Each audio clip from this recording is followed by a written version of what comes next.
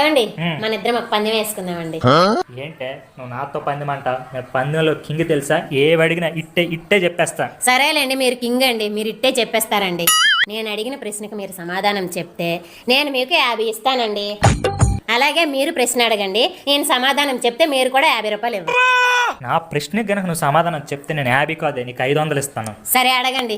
Over action చేయకరా. ఈ రోజుటికి రాష్ట్ర జనాభా కరెక్ట్గా ఎంత ఉంది?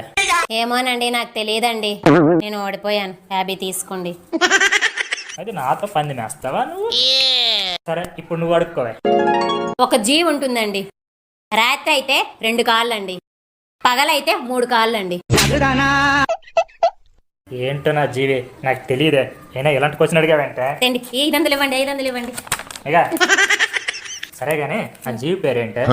ఏమోనండి, నాకు తెలీదు. నేను ఓడిపోయానండి. ఇదిగోండి 50 రూపాయలు.